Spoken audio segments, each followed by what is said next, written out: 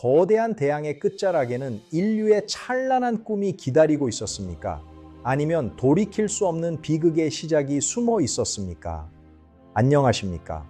오늘 우리는 인류 역사 100대 사건 중 23번째로 기록된 대항해 시대의 장엄한 기록을 20분에 걸쳐 세밀하게 파헤쳐 보고자 합니다. 지금부터 우리는 15세기의 거친 파도 속으로 들어가 세계의 지도를 완전히 재편했던 탐험가들의 발자취와 그들이 마주했던 생생한 역사의 현장을 함께 목격할 것입니다. 대항해 시대라는 이름으로 기록된 이 거대한 역사는 인류가 지구라는 행성의 전체 모습을 처음으로 이해하기 시작한 경이로운 여정의 기록입니다. 영문 제목으로 명명된 이 역사적인 첫 장을 넘기며 우리는 당시의 긴박했던 상황 속으로 깊숙이 들어가 보겠습니다. 당시 유럽의 서쪽 끝에 위치했던 이베리아 반도는 지리적으로 대서양이라는 거대한 미지의 공간과 끊임없이 마주해야 했던 운명적인 장소였습니다. 오스만 제국이 지중해의 무역로를 완전히 장악함에 따라 유럽 국가들에게 새로운 해상 통로의 확보는 국가의 생존이 걸린 가장 절박하고 시급한 과제로 급부상했습니다. 특히 포르투갈은 험난한 해안선을 따라 항해 기술을 연마하며 대양으로 나아가기 위한 치밀한 준비를 수십 년간 지속해 왔습니다. 이러한 지리적 특성과 절박함이 결합되어 인류 역사의 거대한 물줄기를 바꾸는 탐험의 서막이 이곳에서 서서히 오르기 시작한 것입니다. 르네상스의 인문주의 정신은 인류에게 미지의 세계에 대한 폭발적인 지적 호기심과 모험심을 심어주었으며 이는 곧 과학적 사고의 확산으로 이어졌습니다. 당시 유럽 사회는 가톨릭 교회의 강력한 정요 의지와 중앙 집권화된 왕권의 영토 확장 욕구가 결합되어 전례 없는 역동적인 에너지를 분출하고 있었습니다. 금과 향료에 대한 열망은 초기 중상주의 체제를 공고히 하였으며 각국 정부는 탐험가들에게 막대한 자본과 함대를 지원하며 부의 독점권을 선점하려 치열하게 경쟁했습니다. 이러한 사회적 배경과 경제적 동기는 항해사들로 하여금 목숨을 건 도전을 가능케 했던 가장 강력하고 실질적인 원동력이 되었습니다. 포르투갈의 위대한 항해사 바스코 다 가마는 유럽인 최초로 아프리카 남단의 희망봉을 돌아 인도에 도달함으로써 역사적인 해상 실크로드를 개척하는 데 성공했습니다. 1497년 4척의 함대를 이끌고 리스본을 출발한 그의 여정은 지중해를 거치지 않고 직접 동방의 향신료 시장과 연결되는 새로운 경제적 돌파구를 마련했습니다. 가마의 성공은 포르투갈을 일약 세계 최강의 해양 제국으로 발돋움하게 했으며 유럽의 경제 중심지를 지중해에서 대서양으로 옮겨놓는 결정적인 계기가 되었습니다. 그가 남긴 항해 일지에는 거친 파도와 괴혈병의 위협 속에서도 굴하지 않았던 탐험가들의 숭고한 의지와 구체적인 항로의 기록들이 세밀하게 남아 있습니다. 헬릿 사상 92년 크리스토퍼 콜럼버스는 스페인 왕실의 지원을 받아 산타 마리아 호를 포함한 3척의 배로 서쪽을 향한 무모해 보이는 대서양 횡단 항해를 시작했습니다. 그는 지구가 둥글다는 확신 아래 서쪽으로 계속 나아가면 인도에 도달할 수 있을 것이라고 믿었으나 그가 발견한 것은 인류가 미처 알지 못했던 거대한 신대륙이었습니다. 콜럼버스의 항해는 유럽과 아메리카 대륙 사이의 지속적인 교류를 가능케 한 이른바 콜럼버스 교환의 시작이었으며 이는 전 지구적 차원의 생태계와 사회 구조를 재편했습니다. 비록 그는 죽을 때까지 자신이 발견한 땅이 인도의 일부라고 믿었지만 그의 도전은 인류가 지구 전체의 모습을 이해하는 데 있어 가장 중요한 이정표가 되었습니다. 대항해 시대의 항해사들은 오늘날 우리가 상상하기 힘든 거대한 자연의 위협과 싸워야 했으며 특히 대서양의 예측 불가능한 폭풍우는 함대의 생존을 위협하는 가장 큰 적이었습니다. 작은 목조선에 몸을 맡긴 채 수천 킬로미터의 망망대해를 항해하던 선원들에게 거친 파도는 죽음의 그림자이자 동시에 미지의 세계로 나아가기 위해 반드시 극복해야 할 시련이었습니다. 당시 개발된 카라벨선은 이러한 험난한 해상 환경에서도 뛰어난 복원력과 기동성을 발휘하며 탐험가들이 더 먼 바다로 나아갈 수 있는 기술적 토대를 제공해 주었습니다. 폭풍우가 몰아치는 어두운 밤바다에서도 나침반과 별자리만을 의지하며 나아갔던 그들의 사투는 인류의 모험 정신이 도달할 수 있는 가장 높은 경지를 보여주는 것입니다. 신대륙에 상륙한 유럽의 탐험가들과 그곳에서 수천 년간 독자적인 문명을 일궈온 원주민들의 첫 만남은 인류사에서 가장 극적이고도 긴장감이 넘치는 역사적 순간 중 하나로 기록됩니다. 울창한 열대 밀림 속에서 서로 다른 언어와 문화를 가진 두 집단이 마주했을 때 그들이 느꼈을 경이로움과 두려움은 이후 전개될 세계사의 거대한 파도를 암시하는 것이었습니다. 초기에는 호기심 어린 교류와 물자 교환이 이루어지기도 했으나 점차 영토 확장과 자원 확보라는 탐욕이 앞서면서 원주민 문명은 급격한 변화와 시련의 시기를 맞이하게 되었습니다.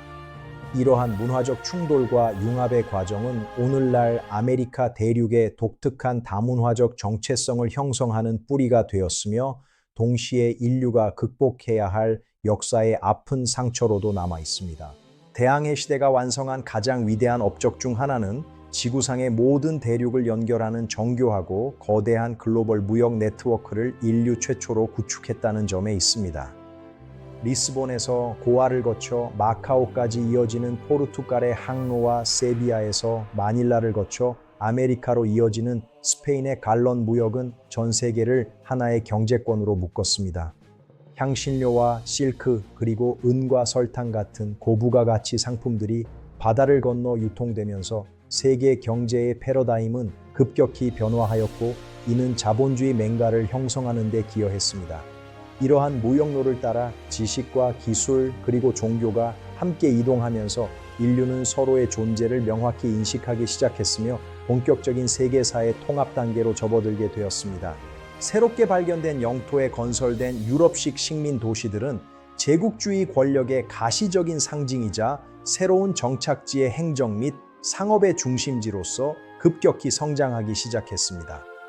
스페인의 건축 양식이 반영된 거대한 성당과 광장이 조성되고 격자형 도로 체계가 도입되면서 아메리카와 아시아의 해안 도시들은 유럽의 도시들과 닮아가는 독특한 경관을 형성했습니다.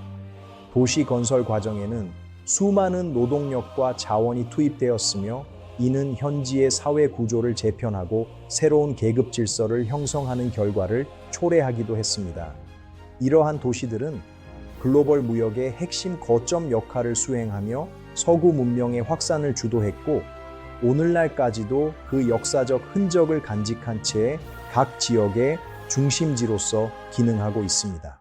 장기간의 항해 동안 선원들을 괴롭혔던 가장 무서운 질병 중 하나인 괴혈병은 신선한 채소와 과일의 섭취 부족으로 발생하는 비타민C 결핍증으로 수많은 희생자를 낳았습니다. 좁고 습한 선실 안에서 제대로 된 치료도 받지 못한 채 죽어가는 선원들의 고통은 대항해 시대가 치러야 했던 가장 가혹한 인적 대가 중 하나였습니다. 당시의 선상 의사들은 비위생적인 환경과 부족한 의학 지식 속에서도 동분서주하며 환자들을 돌보았으나 근본적인 원인을 알지 못해 무력감을 느끼는 경우가 많았습니다. 이후 18세기가 되어서야 레몬이나 라임 같은 시트러스 계열의 과일이 괴혈병 예방에 효과적이라는 사실이 밝혀지면서 인류는 비로소 더 긴 시간 동안 안전하게 바다를 항해할 수 있게 되었습니다. 1494년 체결된 토르데시아스 조약은 교황의 중재 아래 포르투갈과 스페인이 아직 발견되지 않은 미지의 세계를 반으로 나누어 가졌던 전무후무한 역사적 합의였습니다. 대서양의 특정 경계선을 기준으로 서쪽은 스페인이, 동쪽은 포르투갈이 지배권을 갖기로 한 이 조약은 유럽 중심주의적 사고방식이 정점에 달했던 순간을 상징적으로 보여줍니다. 이 조약으로 인해 브라질은 포르투갈의 식민지가 되었고 나머지 남미 대륙의 대부분은 스페인의 영향권에 들어가게 되어 오늘날의 언어와 문화 분포에 결정적인 영향을 미쳤습니다. 하지만 이러한 일방적인 영토 분할은 해당 지역에 거주하던 수많은 원주민들의 주권을 완전히 무시한 처사였으며 이후 다른 유럽 국가들의 거센 반발과 경쟁을 불러일으키는 원인이 되었습니다. 스페인의 이사벨라 여왕과 페르난도 국왕의 궁정은 신대륙에서 들려오는 놀라운 소식과 막대한 황금의 유입으로 인해 전 유럽에서 가장 화려하고 권위 있는 중심지로 변모했습니다. 콜럼버스가 가져온 이국적인 물건들과 원주민들의 모습은 궁정 귀족들에게 큰 충격을 주었으며 탐험에 대한 투자가 국가의 부를 축적하는 가장 확실한 방법임을 입증했습니다. 스페인 왕실은 신대륙의 자원을 독점적으로 관리하기 위해 카사데 콘트라타시온과 같은 행정기구를 설립하여 철저한 통제와 관리를 지속해 나갔습니다. 이러한 강력한 왕권과 풍부한 자본의 결합은 스페인을 16세기 유럽 최고의 강대국인 이른바 해가 지지 않는 제국으로 만드는 핵심적인 기반이 되었습니다. 유럽인들이 도착하기 훨씬 이전부터 아메리카 대륙에는 아즈텍과 잉카 마야 문명과 같이 정교한 천문학 지식과 거대한 건축 기술을 보유한 찬란한 문명들이 번영하고 있었습니다. 정글 속에 세워진 거대한 피라미드와 정밀한 수로 체계 그리고 수십만 명이 거주했던 대도시들은 당시 유럽의 도시들과 비교해도 손색이 없을 만큼 높은 수준의 문명적 완성도를 보여주었습니다. 하지만 유럽인들이 가져온 천연두와 같은 강력한 전염병은 면역력이 없던 원주민 사회를 순식간에 붕괴시켰으며 이는 군사적 정복보다 훨씬 더 치명적인 결과를 초래했습니다. 한때 대륙을 호령했던 거대 문명들이 역사 속으로 사라져가는 과정은 인류사에서 가장 비극적인 장면 중 하나로 남아 우리에게 문명의 흥망성쇠에 대한 깊은 성찰을 요구합니다. 신대륙의 풍부한 금광과 은광은 유럽 경제를 지탱하는 거대한 보물창고였으나 그 이면에는 수많은 원주민들과 아프리카에서 끌려온 노예들의 가혹한 강제 노동이 숨겨져 있었습니다. 특히 포토시의 은광과 같은 곳에서 추출된 막대한 양의 귀금속은 스페인을 거쳐 전 유럽으로 흘러들어가 인플레이션을 유발하는 등 세계 경제 구조에 엄청난 충격파를 던졌습니다. 어둡고 깊은 광산 안에서 제대로 된 장비도 없이 작업해야 했던 노동자들의 희생은 대항해 시대의 번영이 누군가의 피와 땀으로 일궈진 것임을 적나라하게 보여주는 아픈 역사의 증거입니다. 이러한 대규모 자원 추출은 유럽의 자본 축적을 가속화하여 이후 산업혁명의 밑거름이 되었으나 해당 지역에는 자원의 저주와 사회적 불평등이라는 깊은 상처를 남기게 되었습니다. 바다의 패권을 장악하기 위한 유럽 열강들의 치열한 경쟁은 거대한 함포를 장착한 갤리온선들 사이에 장엄하면서도 참혹한 해전으로 이어졌습니다. 포르투갈과 스페인 그리고 뒤늦게 뛰어든 영국과 네덜란드의 함대들은 주요 무역로와 전략적 거점을 차지하기 위해 대서양과 인도양 곳곳에서 격렬한 전투를 벌였습니다. 이러한 해전은 해군 전술과 함선 건조 기술의 비약적인 발전을 가져왔으며 국가의 힘이 곧 해군력에 의해 결정되는 제해권의 시대를 열게 되었습니다. 바다 위에서 펼쳐진 이 거대한 전쟁의 물결은 오늘날까지도 이어지는 국제정치의 역학관계를 형성하는 중요한 시발점이 되었으며 수많은 군함들이 차가운 바닷속으로 사라져가며 역사의 한 페이지를 장식했습니다. 포르투갈의 위대한 항해사 바스코 다 가마는 유럽인 최초로 아프리카 남단의 희망봉을 돌아 인도에 도달함으로써 역사적인 해상 실크로드를 개척하는 데 성공했습니다. 7497년 4척의 함대를 이끌고 리스본을 출발한 그의 여정은 지중해를 거치지 않고 직접 동방의 향신료 시장과 연결되는 새로운 경제적 돌파구를 마련했습니다.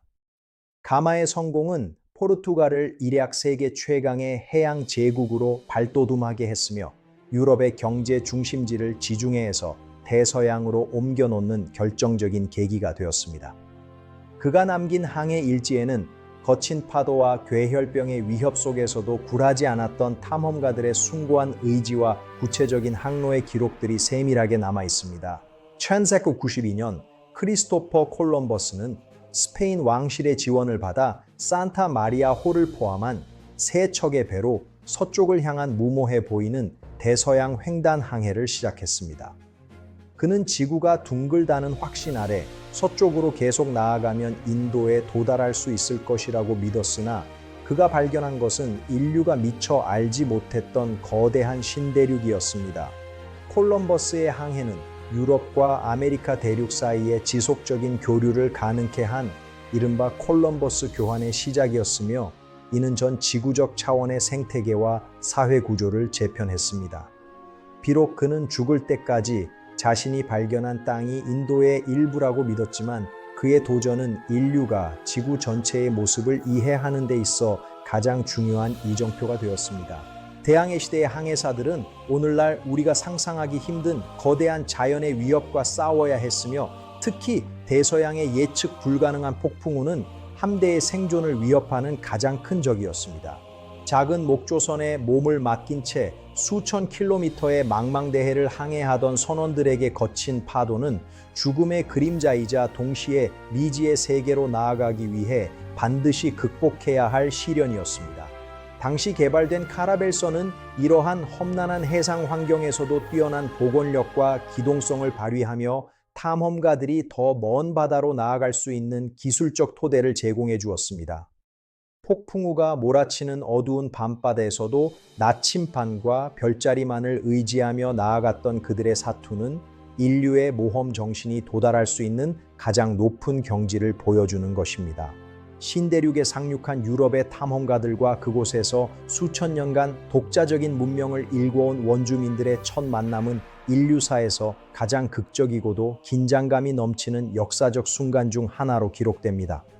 울창한 열대 밀림 속에서 서로 다른 언어와 문화를 가진 두 집단이 마주했을 때 그들이 느꼈을 경이로움과 두려움은 이후 전개될 세계사의 거대한 파도를 암시하는 것이었습니다.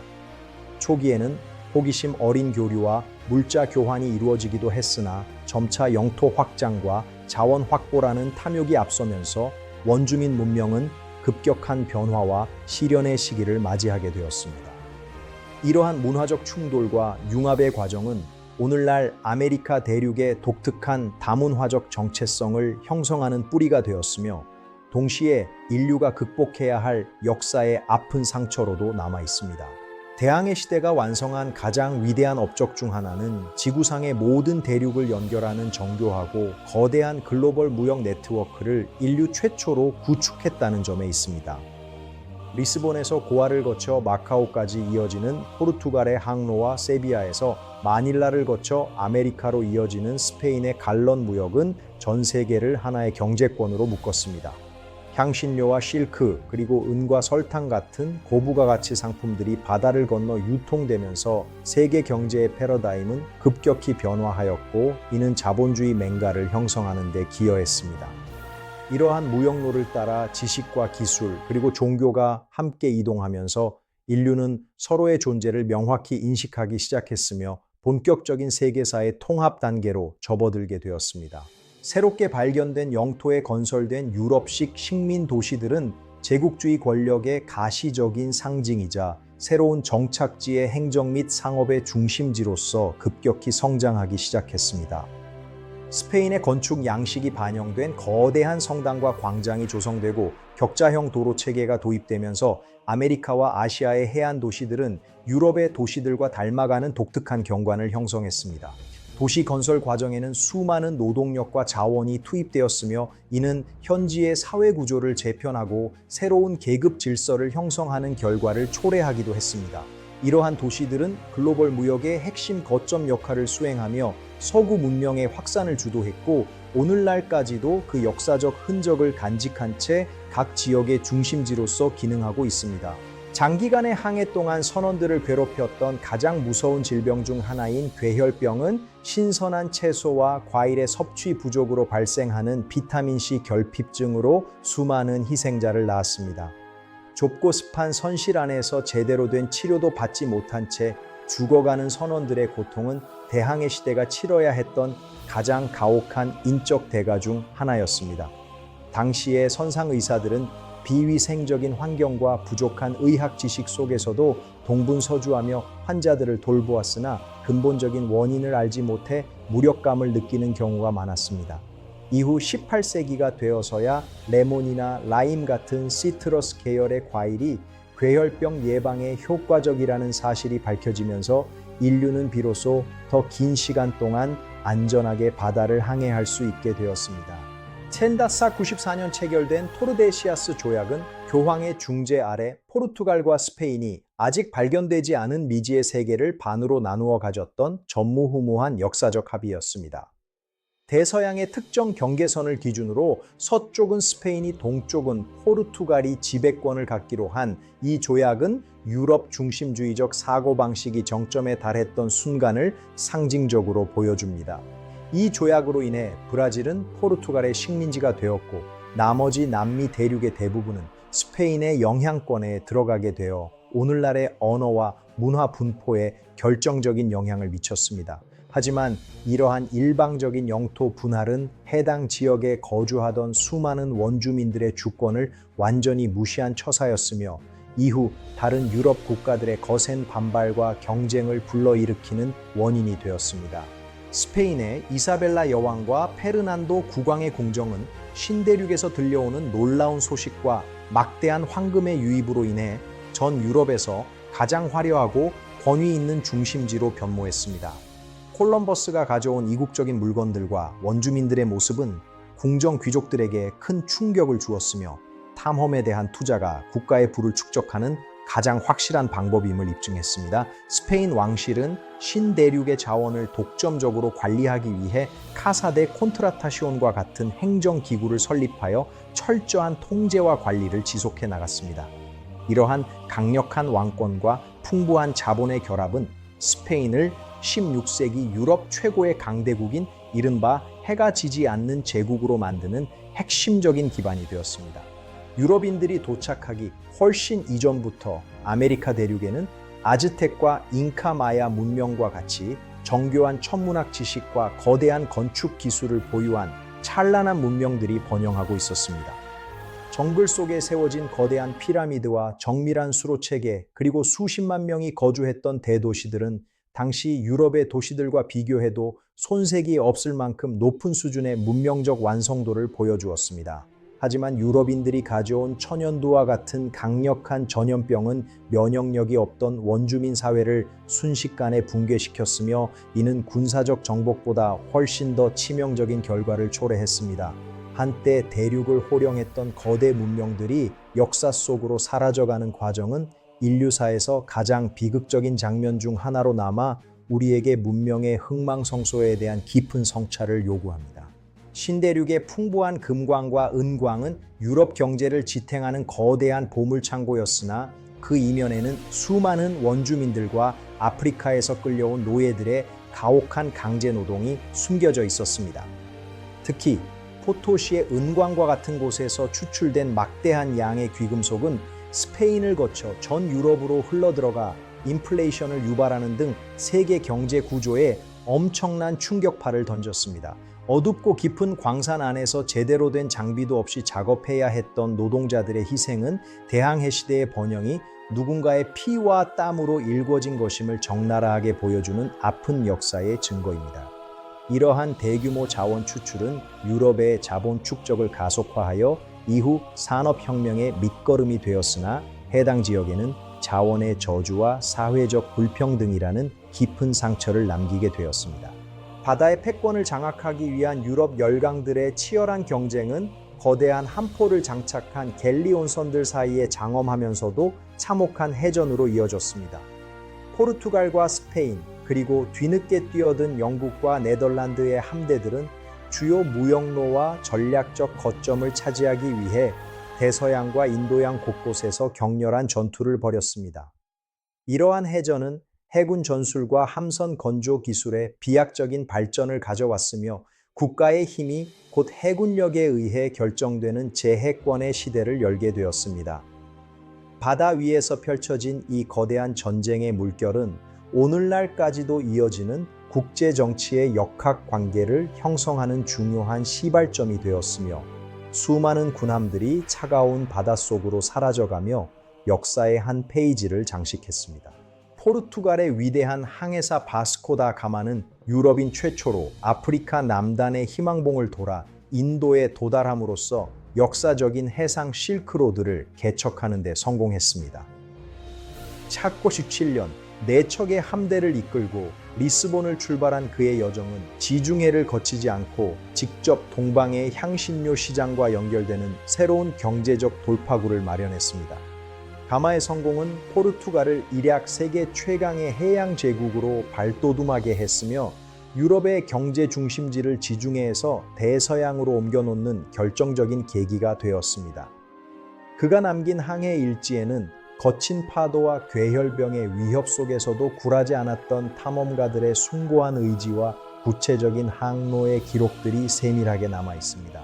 천삭 92년 크리스토퍼 콜럼버스는 스페인 왕실의 지원을 받아 산타 마리아 호를 포함한 세 척의 배로 서쪽을 향한 무모해 보이는 대서양 횡단 항해를 시작했습니다. 그는 지구가 둥글다는 확신 아래 서쪽으로 계속 나아가면 인도에 도달할 수 있을 것이라고 믿었으나 그가 발견한 것은 인류가 미처 알지 못했던 거대한 신대륙이었습니다. 콜럼버스의 항해는 유럽과 아메리카 대륙 사이에 지속적인 교류를 가능케 한 이른바 콜럼버스 교환의 시작이었으며 이는 전 지구적 차원의 생태계와 사회 구조를 재편했습니다. 비록 그는 죽을 때까지 자신이 발견한 땅이 인도의 일부라고 믿었지만 그의 도전은 인류가 지구 전체의 모습을 이해하는 데 있어 가장 중요한 이정표가 되었습니다. 대항해 시대의 항해사들은 오늘날 우리가 상상하기 힘든 거대한 자연의 위협과 싸워야 했으며 특히 대서양의 예측 불가능한 폭풍우는 함대의 생존을 위협하는 가장 큰 적이었습니다. 작은 목조선에 몸을 맡긴 채 수천 킬로미터의 망망대해를 항해하던 선원들에게 거친 파도는 죽음의 그림자이자 동시에 미지의 세계로 나아가기 위해 반드시 극복해야 할 시련이었습니다. 당시 개발된 카라벨선은 이러한 험난한 해상 환경에서도 뛰어난 복원력과 기동성을 발휘하며 탐험가들이 더 먼 바다로 나아갈 수 있는 기술적 토대를 제공해 주었습니다. 폭풍우가 몰아치는 어두운 밤바다에서도 나침반과 별자리만을 의지하며 나아갔던 그들의 사투는 인류의 모험 정신이 도달할 수 있는 가장 높은 경지를 보여주는 것입니다. 신대륙에 상륙한 유럽의 탐험가들과 그곳에서 수천 년간 독자적인 문명을 일궈온 원주민들의 첫 만남은 인류사에서 가장 극적이고도 긴장감이 넘치는 역사적 순간 중 하나로 기록됩니다. 울창한 열대 밀림 속에서 서로 다른 언어와 문화를 가진 두 집단이 마주했을 때 그들이 느꼈을 경이로움과 두려움은 이후 전개될 세계사의 거대한 파도를 암시하는 것이었습니다. 초기에는 호기심 어린 교류와 물자 교환이 이루어지기도 했으나 점차 영토 확장과 자원 확보라는 탐욕이 앞서면서 원주민 문명은 급격한 변화와 시련의 시기를 맞이하게 되었습니다. 이러한 문화적 충돌과 융합의 과정은 오늘날 아메리카 대륙의 독특한 다문화적 정체성을 형성하는 뿌리가 되었으며 동시에 인류가 극복해야 할 역사의 아픈 상처로도 남아 있습니다. 대항해 시대가 완성한 가장 위대한 업적 중 하나는 지구상의 모든 대륙을 연결하는 정교하고 거대한 글로벌 무역 네트워크를 인류 최초로 구축했다는 점에 있습니다. 리스본에서 고아를 거쳐 마카오까지 이어지는 포르투갈의 항로와 세비야에서 마닐라를 거쳐 아메리카로 이어지는 스페인의 갈런 무역은 전 세계를 하나의 경제권으로 묶었습니다. 향신료와 실크, 그리고 은과 설탕 같은 고부가 가치 상품들이 바다를 건너 유통되면서 세계 경제의 패러다임은 급격히 변화하였고 이는 자본주의 맹가를 형성하는 데 기여했습니다. 이러한 무역로를 따라 지식과 기술 그리고 종교가 함께 이동하면서 인류는 서로의 존재를 명확히 인식하기 시작했으며 본격적인 세계사의 통합 단계로 접어들게 되었습니다.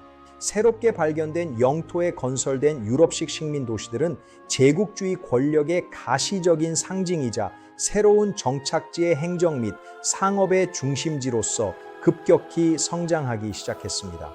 스페인의 건축 양식이 반영된 거대한 성당과 광장이 조성되고 격자형 도로 체계가 도입되면서 아메리카와 아시아의 해안 도시들은 유럽의 도시들과 닮아가는 독특한 경관을 형성했습니다. 도시 건설 과정에는 수많은 노동력과 자원이 투입되었으며 이는 현지의 사회 구조를 재편하고 새로운 계급 질서를 형성하는 결과를 초래하기도 했습니다. 이러한 도시들은 글로벌 무역의 핵심 거점 역할을 수행하며 서구 문명의 확산을 주도했고 오늘날까지도 그 역사적 흔적을 간직한 채 각 지역의 중심지로서 기능하고 있습니다. 장기간의 항해 동안 선원들을 괴롭혔던 가장 무서운 질병 중 하나인 괴혈병은 신선한 채소와 과일의 섭취 부족으로 발생하는 비타민C 결핍증으로 수많은 희생자를 낳았습니다. 좁고 습한 선실 안에서 제대로 된 치료도 받지 못한 채 죽어가는 선원들의 고통은 대항해 시대가 치러야 했던 가장 가혹한 인적 대가 중 하나였습니다. 당시의 선상 의사들은 비위생적인 환경과 부족한 의학 지식 속에서도 동분서주하며 환자들을 돌보았으나 근본적인 원인을 알지 못해 무력감을 느끼는 경우가 많았습니다. 이후 18세기가 되어서야 레몬이나 라임 같은 시트러스 계열의 과일이 괴혈병 예방에 효과적이라는 사실이 밝혀지면서 인류는 비로소 더 긴 시간 동안 안전하게 바다를 항해할 수 있게 되었습니다. 처음사 94년 체결된 토르데시아스 조약은 교황의 중재 아래 포르투갈과 스페인이 아직 발견되지 않은 미지의 세계를 반으로 나누어 가졌던 전무후무한 역사적 합의였습니다. 대서양의 특정 경계선을 기준으로 서쪽은 스페인이, 동쪽은 포르투갈이 지배권을 갖기로 한 이 조약은 유럽 중심주의적 사고방식이 정점에 달했던 순간을 상징적으로 보여줍니다. 이 조약으로 인해 브라질은 포르투갈의 식민지가 되었고 나머지 남미 대륙의 대부분은 스페인의 영향권에 들어가게 되어 오늘날의 언어와 문화 분포에 결정적인 영향을 미쳤습니다. 하지만 이러한 일방적인 영토 분할은 해당 지역에 거주하던 수많은 원주민들의 주권을 완전히 무시한 처사였으며 이후 다른 유럽 국가들의 거센 반발과 경쟁을 불러일으키는 원인이 되었습니다. 스페인의 이사벨라 여왕과 페르난도 국왕의 궁정은 신대륙에서 들려오는 놀라운 소식과 막대한 황금의 유입으로 인해 전 유럽에서 가장 화려하고 권위 있는 중심지로 변모했습니다.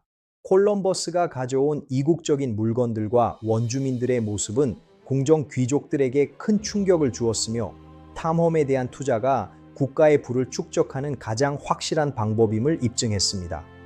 스페인 왕실은 신대륙의 자원을 독점적으로 관리하기 위해 카사 데 콘트라타숑과 같은 행정기구를 설립하여 철저한 통제와 관리를 지속해 나갔습니다. 이러한 강력한 왕권과 풍부한 자본의 결합은 스페인을 16세기 유럽 최고의 강대국인 이른바 해가 지지 않는 제국으로 만드는 핵심적인 기반이 되었습니다. 유럽인들이 도착하기 훨씬 이전부터 아메리카 대륙에는 아즈텍과 잉카 마야 문명과 같이 정교한 천문학 지식과 거대한 건축 기술을 보유한 찬란한 문명들이 번영하고 있었습니다. 정글 속에 세워진 거대한 피라미드와 정밀한 수로 체계, 그리고 수십만 명이 거주했던 대도시들은 당시 유럽의 도시들과 비교해도 손색이 없을 만큼 높은 수준의 문명적 완성도를 보여주었습니다. 하지만 유럽인들이 가져온 천연두와 같은 강력한 전염병은 면역력이 없던 원주민 사회를 순식간에 붕괴시켰으며 이는 군사적 정복보다 훨씬 더 치명적인 결과를 초래했습니다. 한때 대륙을 호령했던 거대 문명들이 역사 속으로 사라져가는 과정은 인류사에서 가장 비극적인 장면 중 하나로 남아 우리에게 문명의 흥망성쇠에 대한 깊은 성찰을 요구합니다. 신대륙의 풍부한 금광과 은광은 유럽 경제를 지탱하는 거대한 보물창고였으나 그 이면에는 수많은 원주민들과 아프리카에서 끌려온 노예들의 가혹한 강제노동이 숨겨져 있었습니다. 특히 포토시의 은광과 같은 곳에서 추출된 막대한 양의 귀금속은 스페인을 거쳐 전 유럽으로 흘러들어가 인플레이션을 유발하는 등 세계 경제 구조에 엄청난 충격파를 던졌습니다. 어둡고 깊은 광산 안에서 제대로 된 장비도 없이 작업해야 했던 노동자들의 희생은 대항해 시대의 번영이 누군가의 피와 땀으로 일궈진 것임을 적나라하게 보여주는 아픈 역사의 증거입니다. 이러한 대규모 자원 추출은 유럽의 자본 축적을 가속화하여 이후 산업혁명의 밑거름이 되었으나 해당 지역에는 자원의 저주와 사회적 불평등이라는 깊은 상처를 남기게 되었습니다. 바다의 패권을 장악하기 위한 유럽 열강들의 치열한 경쟁은 거대한 함포를 장착한 갤리온선들 사이에 장엄하면서도 참혹한 해전으로 이어졌습니다. 포르투갈과 스페인 그리고 뒤늦게 뛰어든 영국과 네덜란드의 함대들은 주요 무역로와 전략적 거점을 차지하기 위해 대서양과 인도양 곳곳에서 격렬한 전투를 벌였습니다. 이러한 해전은 해군 전술과 함선 건조 기술의 비약적인 발전을 가져왔으며 국가의 힘이 곧 해군력에 의해 결정되는 제해권의 시대를 열게 되었습니다. 바다 위에서 펼쳐진 이 거대한 전쟁의 물결은 오늘날까지도 이어지는 국제 정치의 역학관계를 형성하는 중요한 시발점이 되었으며 수많은 군함들이 차가운 바닷속으로 사라져가며 역사의 한 페이지를 장식했습니다. 포르투갈의 위대한 항해사 바스코 다 가마는 유럽인 최초로 아프리카 남단의 희망봉을 돌아 인도에 도달함으로써 역사적인 해상 실크로드를 개척하는 데 성공했습니다. 1497년 4척의 함대를 이끌고 리스본을 출발한 그의 여정은 지중해를 거치지 않고 직접 동방의 향신료 시장과 연결되는 새로운 경제적 돌파구를 마련했습니다. 가마의 성공은 포르투갈을 일약 세계 최강의 해양 제국으로 발돋움하게 했으며 유럽의 경제 중심지를 지중해에서 대서양으로 옮겨놓는 결정적인 계기가 되었습니다. 그가 남긴 항해 일지에는 거친 파도와 괴혈병의 위협 속에서도 굴하지 않았던 탐험가들의 숭고한 의지와 구체적인 항로의 기록들이 세밀하게 남아 있습니다. 1492년 크리스토퍼 콜럼버스는 스페인 왕실의 지원을 받아 산타 마리아 호를 포함한 3척의 배로 서쪽을 향한 무모해 보이는 대서양 횡단 항해를 시작했습니다. 그는 지구가 둥글다는 확신 아래 서쪽으로 계속 나아가면 인도에 도달할 수 있을 것이라고 믿었으나 그가 발견한 것은 인류가 미처 알지 못했던 거대한 신대륙이었습니다. 콜럼버스의 항해는 유럽과 아메리카 대륙 사이의 지속적인 교류를 가능케 한 이른바 콜럼버스 교환의 시작이었으며 이는 전 지구적 차원의 생태계와 사회 구조를 재편했습니다. 비록 그는 죽을 때까지 자신이 발견한 땅이 인도의 일부라고 믿었지만 그의 도전은 인류가 지구 전체의 모습을 이해하는 데 있어 가장 중요한 이정표가 되었습니다. 대항해 시대의 항해사들은 오늘날 우리가 상상하기 힘든 거대한 자연의 위협과 싸워야 했으며 특히 대서양의 예측 불가능한 폭풍우는 함대의 생존을 위협하는 가장 큰 적이었습니다. 작은 목조선에 몸을 맡긴 채 수천 킬로미터의 망망대해를 항해하던 선원들에게 거친 파도는 죽음의 그림자이자 동시에 미지의 세계로 나아가기 위해 반드시 극복해야 할 시련이었습니다. 당시 개발된 카라벨선은 이러한 험난한 해상 환경에서도 뛰어난 복원력과 기동성을 발휘하며 탐험가들이 더 먼 바다로 나아갈 수 있는 기술적 토대를 제공해 주었습니다.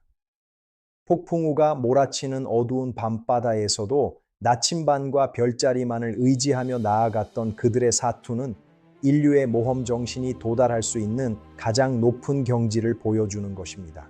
신대륙에 상륙한 유럽의 탐험가들과 그곳에서 수천 년간 독자적인 문명을 일궈온 원주민들의 첫 만남은 인류사에서 가장 극적이고도 긴장감이 넘치는 역사적 순간 중 하나로 기록됩니다. 울창한 열대 밀림 속에서 서로 다른 언어와 문화를 가진 두 집단이 마주했을 때 그들이 느꼈을 경이로움과 두려움은 이후 전개될 세계사의 거대한 파도를 암시하는 것이었습니다. 초기에는 호기심 어린 교류와 물자 교환이 이루어지기도 했으나 점차 영토 확장과 자원 확보라는 탐욕이 앞서면서 원주민 문명은 급격한 변화와 시련의 시기를 맞이하게 되었습니다. 이러한 문화적 충돌과 융합의 과정은 오늘날 아메리카 대륙의 독특한 다문화적 정체성을 형성하는 뿌리가 되었으며 동시에 인류가 극복해야 할 역사의 아픈 상처로도 남아 있습니다. 대항해 시대가 완성한 가장 위대한 업적 중 하나는 지구상의 모든 대륙을 연결하는 정교하고 거대한 글로벌 무역 네트워크를 인류 최초로 구축했다는 점에 있습니다. 리스본에서 고아를 거쳐 마카오까지 이어지는 포르투갈의 항로와 세비야에서 마닐라를 거쳐 아메리카로 이어지는 스페인의 갈런 무역은 전 세계를 하나의 경제권으로 묶었습니다.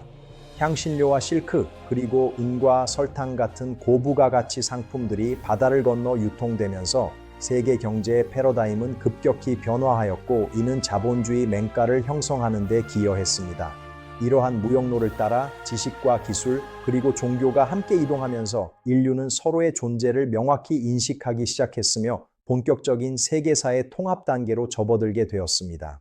새롭게 발견된 영토에 건설된 유럽식 식민 도시들은 제국주의 권력의 가시적인 상징이자 새로운 정착지의 행정 및 상업의 중심지로서 급격히 성장하기 시작했습니다. 스페인의 건축 양식이 반영된 거대한 성당과 광장이 조성되고 격자형 도로 체계가 도입되면서 아메리카와 아시아의 해안 도시들은 유럽의 도시들과 닮아가는 독특한 경관을 형성했습니다. 도시 건설 과정에는 수많은 노동력과 자원이 투입되었으며 이는 현지의 사회 구조를 재편하고 새로운 계급 질서를 형성하는 결과를 초래하기도 했습니다. 이러한 도시들은 글로벌 무역의 핵심 거점 역할을 수행하며 서구 문명의 확산을 주도했고 오늘날까지도 그 역사적 흔적을 간직한 채 각 지역의 중심지로서 기능하고 있습니다. 장기간의 항해 동안 선원들을 괴롭혔던 가장 무서운 질병 중 하나인 괴혈병은 신선한 채소와 과일의 섭취 부족으로 발생하는 비타민C 결핍증으로 수많은 희생자를 낳았습니다. 좁고 습한 선실 안에서 제대로 된 치료도 받지 못한 채 죽어가는 선원들의 고통은 대항해 시대가 치러야 했던 가장 가혹한 인적 대가 중 하나였습니다. 당시의 선상 의사들은 비위생적인 환경과 부족한 의학 지식 속에서도 동분서주하며 환자들을 돌보았으나 근본적인 원인을 알지 못해 무력감을 느끼는 경우가 많았습니다. 이후 18세기가 되어서야 레몬이나 라임 같은 시트러스 계열의 과일이 괴혈병 예방에 효과적이라는 사실이 밝혀지면서 인류는 비로소 더 긴 시간 동안 안전하게 바다를 항해할 수 있게 되었습니다. 1494년 체결된 토르데시아스 조약은 교황의 중재 아래 포르투갈과 스페인이 아직 발견되지 않은 미지의 세계를 반으로 나누어 가졌던 전무후무한 역사적 합의였습니다. 대서양의 특정 경계선을 기준으로 서쪽은 스페인이 동쪽은 포르투갈이 지배권을 갖기로 한 이 조약은 유럽 중심주의적 사고방식이 정점에 달했던 순간을 상징적으로 보여줍니다. 이 조약으로 인해 브라질은 포르투갈의 식민지가 되었고 나머지 남미 대륙의 대부분은 스페인의 영향권에 들어가게 되어 오늘날의 언어와 문화 분포에 결정적인 영향을 미쳤습니다. 하지만 이러한 일방적인 영토 분할은 해당 지역에 거주하던 수많은 원주민들의 주권을 완전히 무시한 처사였으며 이후 다른 유럽 국가들의 거센 반발과 경쟁을 불러일으키는 원인이 되었습니다. 스페인의 이사벨라 여왕과 페르난도 국왕의 궁정은 신대륙에서 들려오는 놀라운 소식과 막대한 황금의 유입으로 인해 전 유럽에서 가장 화려하고 권위 있는 중심지로 변모했습니다. 콜럼버스가 가져온 이국적인 물건들과 원주민들의 모습은 궁정 귀족들에게 큰 충격을 주었으며 탐험에 대한 투자가 국가의 부를 축적하는 가장 확실한 방법임을 입증했습니다. 스페인 왕실은 신대륙의 자원을 독점적으로 관리하기 위해 카사 데 콘트라타시온과 같은 행정기구를 설립하여 철저한 통제와 관리를 지속해 나갔습니다. 이러한 강력한 왕권과 풍부한 자본의 결합은 스페인을 16세기 유럽 최고의 강대국인 이른바 해가 지지 않는 제국으로 만드는 핵심적인 기반이 되었습니다. 유럽인들이 도착하기 훨씬 이전부터 아메리카 대륙에는 아즈텍과 잉카 마야 문명과 같이 정교한 천문학 지식과 거대한 건축 기술을 보유한 찬란한 문명들이 번영하고 있었습니다. 정글 속에 세워진 거대한 피라미드와 정밀한 수로 체계 그리고 수십만 명이 거주했던 대도시들은 당시 유럽의 도시들과 비교해도 손색이 없을 만큼 높은 수준의 문명적 완성도를 보여주었습니다. 하지만 유럽인들이 가져온 천연두와 같은 강력한 전염병은 면역력이 없던 원주민 사회를 순식간에 붕괴시켰으며 이는 군사적 정복보다 훨씬 더 치명적인 결과를 초래했습니다. 한때 대륙을 호령했던 거대 문명들이 역사 속으로 사라져가는 과정은 인류사에서 가장 비극적인 장면 중 하나로 남아 우리에게 문명의 흥망성쇠에 대한 깊은 성찰을 요구합니다. 신대륙의 풍부한 금광과 은광은 유럽 경제를 지탱하는 거대한 보물창고였으나 그 이면에는 수많은 원주민들과 아프리카에서 끌려온 노예들의 가혹한 강제 노동이 숨겨져 있었습니다. 특히 포토시의 은광과 같은 곳에서 추출된 막대한 양의 귀금속은 스페인을 거쳐 전 유럽으로 흘러들어가 인플레이션을 유발하는 등 세계 경제 구조에 엄청난 충격파를 던졌습니다. 어둡고 깊은 광산 안에서 제대로 된 장비도 없이 작업해야 했던 노동자들의 희생은 대항해 시대의 번영이 누군가의 피와 땀으로 일궈진 것임을 적나라하게 보여주는 아픈 역사의 증거입니다. 이러한 대규모 자원 추출은 유럽의 자본 축적을 가속화하여 이후 산업혁명의 밑거름이 되었으나 해당 지역에는 자원의 저주와 사회적 불평등이라는 깊은 상처를 남기게 되었습니다. 바다의 패권을 장악하기 위한 유럽 열강들의 치열한 경쟁은 거대한 함포를 장착한 갤리온선들 사이에 장엄하면서도 참혹한 해전으로 이어졌습니다. 포르투갈과 스페인 그리고 뒤늦게 뛰어든 영국과 네덜란드의 함대들은 주요 무역로와 전략적 거점을 차지하기 위해 대서양과 인도양 곳곳에서 격렬한 전투를 벌였습니다. 이러한 해전은 해군 전술과 함선 건조 기술의 비약적인 발전을 가져왔으며 국가의 힘이 곧 해군력에 의해 결정되는 제해권의 시대를 열게 되었습니다. 바다 위에서 펼쳐진 이 거대한 전쟁의 물결은 오늘날까지도 이어지는 국제 정치의 역학관계를 형성하는 중요한 시발점이 되었으며 수많은 군함들이 차가운 바닷속으로 사라져가며 역사의 한 페이지를 장식했습니다. 포르투갈의 위대한 항해사 바스코 다가마는 유럽인 최초로 아프리카 남단의 희망봉을 돌아 인도에 도달함으로써 역사적인 해상 실크로드를 개척하는 데 성공했습니다. 싹 97년 4척의 함대를 이끌고 리스본을 출발한 그의 여정은 지중해를 거치지 않고 직접 동방의 향신료 시장과 연결되는 새로운 경제적 돌파구를 마련했습니다. 가마의 성공은 포르투갈을 일약 세계 최강의 해양 제국으로 발돋움하게 했으며 유럽의 경제 중심지를 지중해에서 대서양으로 옮겨놓는 결정적인 계기가 되었습니다. 그가 남긴 항해 일지에는 거친 파도와 괴혈병의 위협 속에서도 굴하지 않았던 탐험가들의 숭고한 의지와 구체적인 항로의 기록들이 세밀하게 남아 있습니다. 1492년 크리스토퍼 콜럼버스는 스페인 왕실의 지원을 받아 산타 마리아호를 포함한 3척의 배로 서쪽을 향한 무모해 보이는 대서양 횡단 항해를 시작했습니다. 그는 지구가 둥글다는 확신 아래 서쪽으로 계속 나아가면 인도에 도달할 수 있을 것이라고 믿었으나 그가 발견한 것은 인류가 미처 알지 못했던 거대한 신대륙이었습니다. 콜럼버스의 항해는 유럽과 아메리카 대륙 사이의 지속적인 교류를 가능케 한 이른바 콜럼버스 교환의 시작이었으며 이는 전 지구적 차원의 생태계와 사회 구조를 재편했습니다. 비록 그는 죽을 때까지 자신이 발견한 땅이 인도의 일부라고 믿었지만 그의 도전은 인류가 지구 전체의 모습을 이해하는 데 있어 가장 중요한 이정표가 되었습니다. 대항해 시대의 항해사들은 오늘날 우리가 상상하기 힘든 거대한 자연의 위협과 싸워야 했으며 특히 대서양의 예측 불가능한 폭풍우는 함대의 생존을 위협하는 가장 큰 적이었습니다. 작은 목조선에 몸을 맡긴 채 수천 킬로미터의 망망대해를 항해하던 선원들에게 거친 파도는 죽음의 그림자이자 동시에 미지의 세계로 나아가기 위해 반드시 극복해야 할 시련이었습니다. 당시 개발된 카라벨선은 이러한 험난한 해상 환경에서도 뛰어난 복원력과 기동성을 발휘하며 탐험가들이 더 먼 바다로 나아갈 수 있는 기술적 토대를 제공해 주었습니다. 폭풍우가 몰아치는 어두운 밤바다에서도 나침반과 별자리만을 의지하며 나아갔던 그들의 사투는 인류의 모험 정신이 도달할 수 있는 가장 높은 경지를 보여주는 것입니다. 신대륙에 상륙한 유럽의 탐험가들과 그곳에서 수천 년간 독자적인 문명을 일궈온 원주민들의 첫 만남은 인류사에서 가장 극적이고도 긴장감이 넘치는 역사적 순간 중 하나로 기록됩니다. 울창한 열대 밀림 속에서 서로 다른 언어와 문화를 가진 두 집단이 마주했을 때 그들이 느꼈을 경이로움과 두려움은 이후 전개될 세계사의 거대한 파도를 암시하는 것이었습니다. 초기에는 호기심 어린 교류와 물자 교환이 이루어지기도 했으나 점차 영토 확장과 자원 확보라는 탐욕에 앞서면서 원주민 문명은 급격한 변화와 시련의 시기를 맞이하게 되었습니다.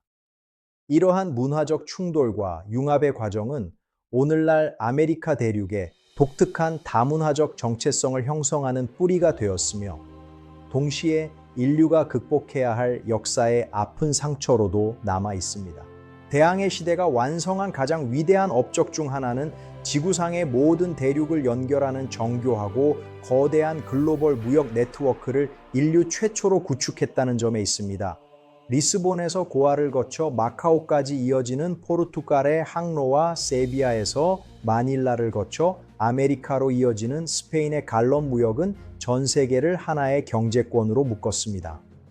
향신료와 실크, 그리고 은과 설탕 같은 고부가 가치 상품들이 바다를 건너 유통되면서 세계 경제의 패러다임은 급격히 변화하였고, 이는 자본주의 맹아를 형성하는 데 기여했습니다.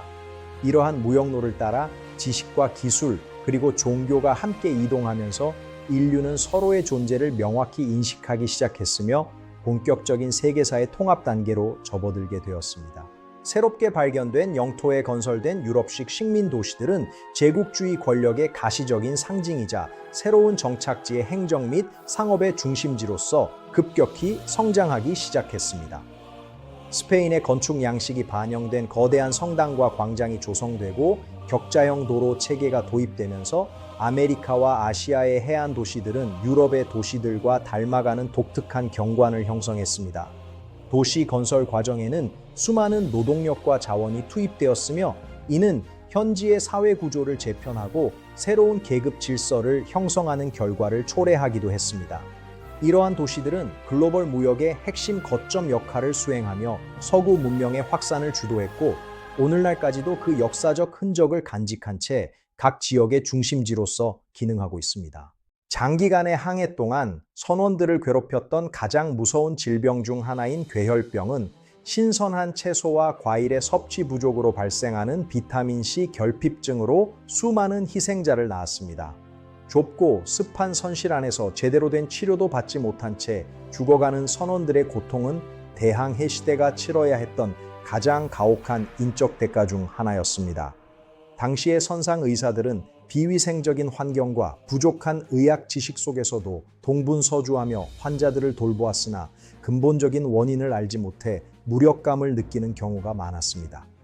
이후 18세기가 되어서야 레몬이나 라임 같은 시트러스 계열의 과일이 괴혈병 예방에 효과적이라는 사실이 밝혀지면서 인류는 비로소 더 긴 시간 동안 안전하게 바다를 항해할 수 있게 되었습니다. 1494년 체결된 토르데시아스 조약은 교황의 중재 아래 포르투갈과 스페인이 아직 발견되지 않은 미지의 세계를 반으로 나누어 가졌던 전무후무한 역사적 합의였습니다. 대서양의 특정 경계선을 기준으로 서쪽은 스페인이, 동쪽은 포르투갈이 지배권을 갖기로 한 이 조약은 유럽 중심주의적 사고방식이 정점에 달했던 순간을 상징적으로 보여줍니다. 이 조약으로 인해 브라질은 포르투갈의 식민지가 되었고, 나머지 남미 대륙의 대부분은 스페인의 영향권에 들어가게 되어 오늘날의 언어와 문화 분포에 결정적인 영향을 미쳤습니다. 하지만 이러한 일방적인 영토 분할은 해당 지역에 거주하던 수많은 원주민들의 주권을 완전히 무시한 처사였으며, 이후 다른 유럽 국가들의 거센 반발과 경쟁을 불러일으키는 원인이 되었습니다. 스페인의 이사벨라 여왕과 페르난도 국왕의 궁정은 신대륙에서 들려오는 놀라운 소식과 막대한 황금의 유입으로 인해 전 유럽에서 가장 화려하고 권위 있는 중심지로 변모했습니다. 콜럼버스가 가져온 이국적인 물건들과 원주민들의 모습은 궁정 귀족들에게 큰 충격을 주었으며, 탐험에 대한 투자가 국가의 부를 축적하는 가장 확실한 방법임을 입증했습니다. 스페인 왕실은 신대륙의 자원을 독점적으로 관리하기 위해 카사 데 콘트라타시온과 같은 행정기구를 설립하여 철저한 통제와 관리를 지속해 나갔습니다. 이러한 강력한 왕권과 풍부한 자본의 결합은 스페인을 16세기 유럽 최고의 강대국인 이른바 해가 지지 않는 제국으로 만드는 핵심적인 기반이 되었습니다. 유럽인들이 도착하기 훨씬 이전부터 아메리카 대륙에는 아즈텍과 잉카 마야 문명과 같이 정교한 천문학 지식과 거대한 건축 기술을 보유한 찬란한 문명들이 번영하고 있었습니다. 정글 속에 세워진 거대한 피라미드와 정밀한 수로, 체계, 그리고 수십만 명이 거주했던 대도시들은 당시 유럽의 도시들과 비교해도 손색이 없을 만큼 높은 수준의 문명적 완성도를 보여주었습니다. 하지만 유럽인들이 가져온 천연두와 같은 강력한 전염병은 면역력이 없던 원주민 사회를 순식간에 붕괴시켰으며, 이는 군사적 정복보다 훨씬 더 치명적인 결과를 초래했습니다. 한때 대륙을 호령했던 거대 문명들이 역사 속으로 사라져가는 과정은 인류사에서 가장 비극적인 장면 중 하나로 남아 우리에게 문명의 흥망성쇠에 대한 깊은 성찰을 요구합니다. 신대륙의 풍부한 금광과 은광은 유럽 경제를 지탱하는 거대한 보물창고였으나, 그 이면에는 수많은 원주민들과 아프리카에서 끌려온 노예들의 가혹한 강제 노동이 숨겨져 있었습니다. 특히 포토시의 은광과 같은 곳에서 추출된 막대한 양의 귀금속은 스페인을 거쳐 전 유럽으로 흘러들어가 인플레이션을 유발하는 등 세계 경제 구조에 엄청난 충격파를 던졌습니다. 어둡고 깊은 광산 안에서 제대로 된 장비도 없이 작업해야 했던 노동자들의 희생은 대항해 시대의 번영이 누군가의 피와 땀으로 일궈진 것임을 적나라하게 보여주는 아픈 역사의 증거입니다. 이러한 대규모 자원 추출은 유럽의 자본 축적을 가속화하여 이후 산업혁명의 밑거름이 되었으나, 해당 지역에는 자원의 저주와 사회적 불평등이라는 깊은 상처를 남기게 되었습니다. 바다의 패권을 장악하기 위한 유럽 열강들의 치열한 경쟁은 거대한 함포를 장착한 갤리온선들 사이에 장엄하면서도 참혹한 해전으로 이어졌습니다. 포르투갈과 스페인, 그리고 뒤늦게 뛰어든 영국과 네덜란드의 함대들은 주요 무역로와 전략적 거점을 차지하기 위해 대서양과 인도양 곳곳에서 격렬한 전투를 벌였습니다. 이러한 해전은 해군 전술과 함선 건조 기술의 비약적인 발전을 가져왔으며, 국가의 힘이 곧 해군력에 의해 결정되는 재해권의 시대를 열게 되었습니다. 바다 위에서 펼쳐진 이 거대한 전쟁의 물결은 오늘날까지도 이어지는 국제 정치의 역학관계를 형성하는 중요한 시발점이 되었으며, 수많은 군함들이 차가운 바닷속으로 사라져가며 역사의 한 페이지를 장식했습니다. 우리가 함께 탐구한 대항해 시대의 장대한 여정은 오늘날 우리가 누리고 있는 초연결 사회의 진정한 뿌리이자 거대한 출발점이었습니다. 역사의 파동은 그때와 마찬가지로 지금 이 순간에도 우리의 삶 속을 흐르며 미래를 향한 새로운 항해를 독려하고 있습니다. 20분이라는 긴 시간 동안 인류의 위대한 도전을 함께 경청해 주신 시청자 여러분께 진심으로 깊은 존경과 감사의 인사를 올립니다. 지금까지의 다큐멘터리가 여러분의 통찰에 도움이 되셨다면 구독과 좋아요를 눌러주세요. 감사합니다. 건강하고 행복한 하루 보내시길 바랍니다.